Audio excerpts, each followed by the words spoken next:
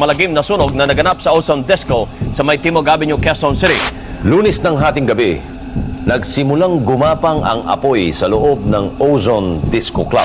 Ano ba talaga ang naganap sa loob ng Ozone Disco kaninang alas 12:30 ng madaling araw?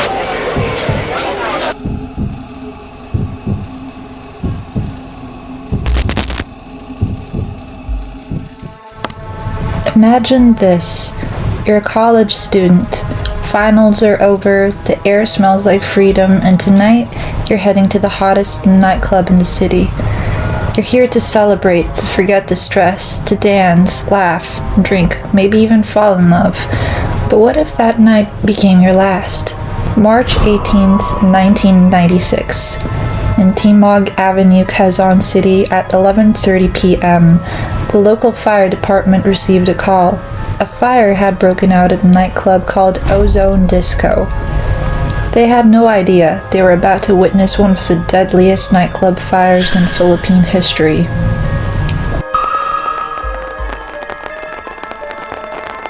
"162 people lost their lives. Dozens more were left burned, maimed, scarred forever, not just physically, but mentally. It was a night of music and euphoria that quickly turned into a hellish death trap. It started with sparks. Witnesses saw them flickering from neon lights near the ceiling. Oo nga, no? Ang galing ng props, no? Sabay sabi ko, bakit ganun? Ang galing ng props. Bakit lumalaki? Some thought it was part of the show, special effects. No one panicked. Not yet, at least. But some did feel something was off, and they ran. They were the lucky ones, because seconds later, the fire erupted. Flames raced across the ceiling. Thick black smoke filled the air. People ran for the exits. But there was a problem. The doors opened inwards. Why? According to a former employee, it was good feng shui. As the crowd surged, bodies piled against the door, making it impossible to open. No one realized in the chaos that the doors needed to be pulled in. It was too late. They were trapped. Security, thinking a riot had started inside, locked the doors from the outside. People were crushed by the stampede, while others were asphyxiated. Unfortunately, some were burned alive. And when the ceiling collapsed, it buried whoever was still breathing. The fire raged for 2 hours. When the rescuers arrived, they were met with silence. A silence that reeked of death and smoke. Inside, bodies were stacked waist deep, charred beyond recognition, so badly burned that the remains had fused together. Investigators didn't even realize they were stepping on corpses at first. That's how horrific the scene was.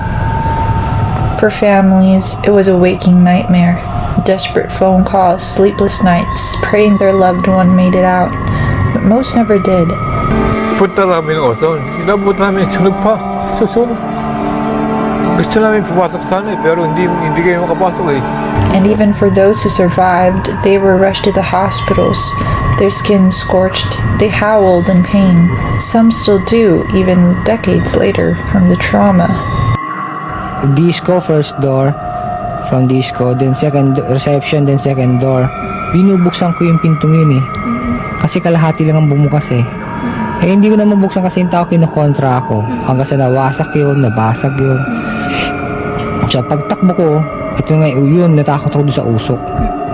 To reach the dance floor, patrons had to pass through 3 doors. The first was a glass door leading into a small space. Then came the second door, a narrow steel and glass entryway barely 1 meter wide. And finally, 12 meters in, the third, a door that opened directly into the disco floor. Here's the thing. All 3 of these doors only opened inwards. That means, in the event of a panic, a crowd trying to escape would only trap themselves further, pushing against doors that wouldn't budge. But there was another door, what the establishment dubbed a fire exit. Except, there was no signage, no directional lighting, no warning. Just an unmarked path leading from the VIP room straight into the women's restroom of the neighboring bar next door, the City Friends Bar. investigators were told there was an illuminated exit sign above the door, but when they sifted through the wreckage, nothing. No shards of plastic, no wiring, no fragments, nothing that would prove it ever existed. And yet, the building's floor plan told a very different story. According to the Ozone's own layout, there were supposedly 2 fire exits, one in the VIP room and another at the back of the dance floor. But here's the twist. That second exit, it used to be a main entrance when the building was owned by another company, a jazz club called Birdland. Back then, their main door was located at the rear end of the building, right next to a gasoline station. But that door? Long gone. It had been completely sealed off when a condominium was built in its place. No one could have escaped through it, because it didn't exist anymore. Now let's talk about what happened that night. Ozone Disco was running a promo, 50% off. Naturally, people flooded in. The energy was electric, the anticipation was sky high, and management wanted to put on a show. They crammed the building with extra lights, sound equipment, and gadgets to hype up the night. But that was just the start of the overload. Ozone Disco had a floor area of just 200 square meters. By safety standards, they were only allowed 1.5 square meters per person, meaning the venue could legally hold 133 people max.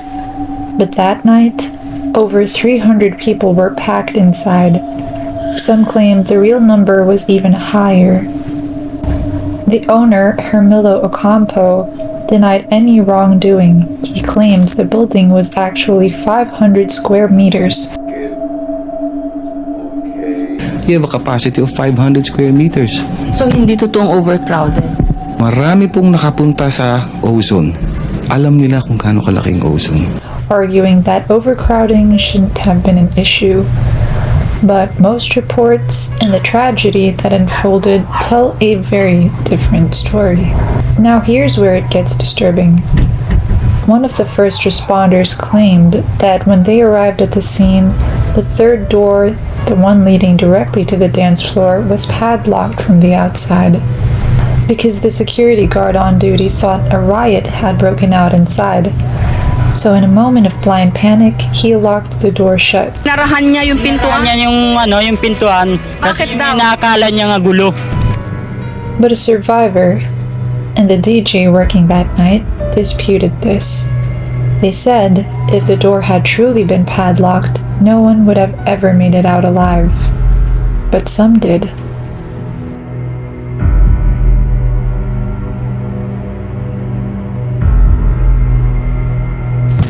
On March 16, 2001, 2 of the club owners, Hermilo Ocampo and Ramon Nong, were found guilty of reckless imprudence.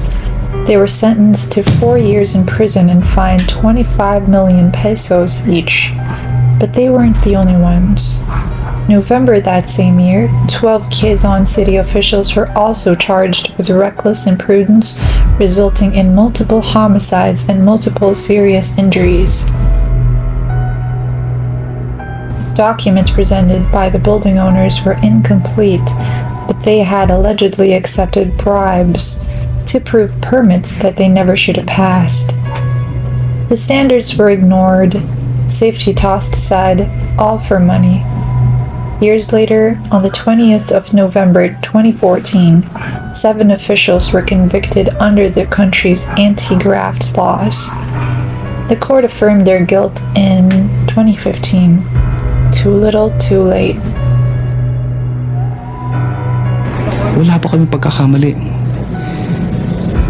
I believe this is a freak accident. Ito ba ang ating destiny? Ito ba ang ating fate? I have here with me a fire safety inspection certificate, okay, which says that we have passed all the inspections, the requirements for the fire code.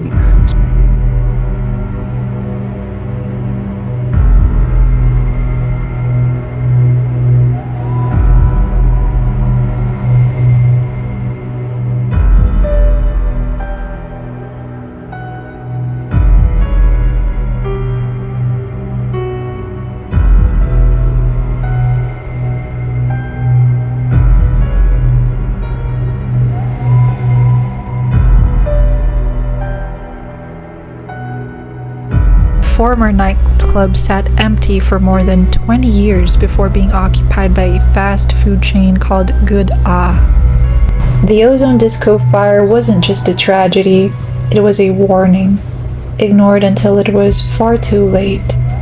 It was the price of negligence, of choosing profit over people. And 162 lives paid that price in full, because in places like this, the lights go out, the real horror begins.